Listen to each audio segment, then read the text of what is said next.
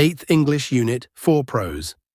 My Reminiscence warm-up, read the quote and observed the picture complete. This graphic organizer remember to use suitable adjectives. About the author.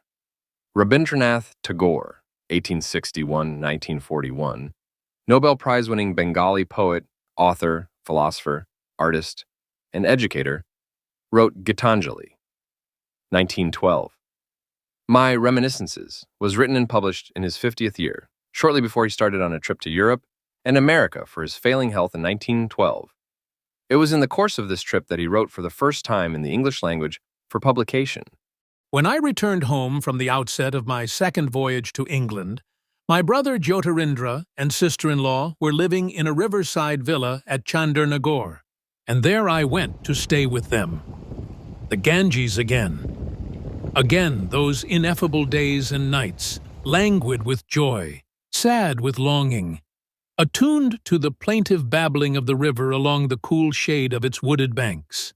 This Bengal sky full of light, this south breeze, this flow of the river, this right royal laziness, this broad leisure stretching from horizon to horizon and from green earth to blue sky, all these were to me as food and drink to the hungry and thirsty. Here it felt indeed like home, and in these I recognized the ministrations of a mother. That was not so very long ago, and yet time has wrought many changes. Our little riverside nests, clustering under their surrounding greenery, have been replaced by mills which now, dragon-like, everywhere, rear their hissing heads, belching forth black smoke.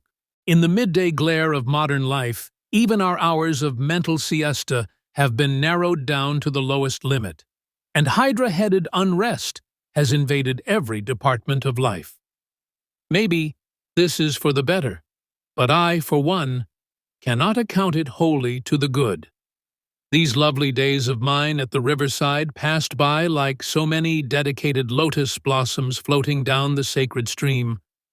Some rainy afternoons I spent in a veritable frenzy, singing away old Vaishnava songs to my own tunes, accompanying myself on a harmonium. On other afternoons, we would drift along in a boat, my brother Jyotirindra accompanying my singing with his violin. And as, beginning with the Puravi, we went on varying the mode of our music with the declining day, we saw, on reaching the Bahaga, the western sky close the doors of its factory of golden toys, and the moon on the east rise over the fringe of trees. Then we would row back to the landing steps of the villa and seat ourselves on a quilt spread on the terrace facing the river. By then, a silvery peace rested on both land and water. Hardly any boats were about.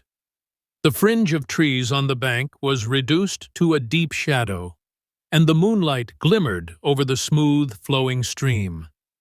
The villa we were living in was known as Moran's Garden. A flight of stone-flagged steps led up from the water to a long, broad veranda which formed part of the house.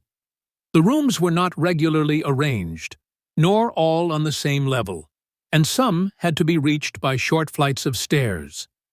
The big sitting room overlooking the landing steps had stained glass windows with colored pictures.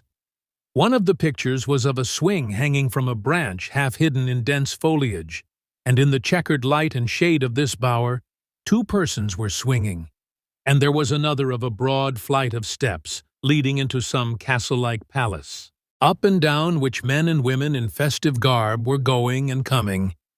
When the light fell on the windows, these pictures shone wonderfully, seeming to fill the riverside atmosphere with holiday music. Some far-away, long-forgotten revelry seemed to be expressing itself in silent words of light. The love thrills of the swinging couple, making alive with their eternal story the woodlands of the river bank.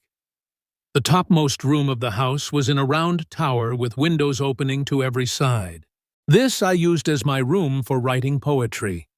Nothing could be seen from thence save the tops of the surrounding trees and the open sky.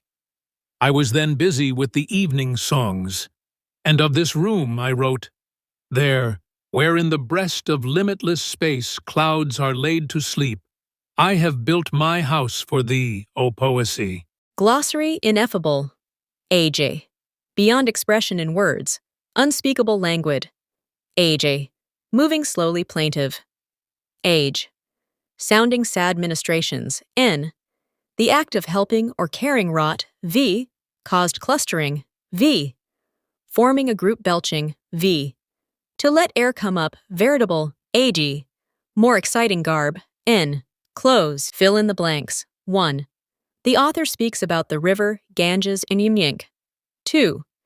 The author's brother's name is Yotarindra. Jink. 3. The Boonwei, moonlight, glimmered over the smooth-flowing stream. 4. The top most home room of the house was in a round tower with windows opening to every side.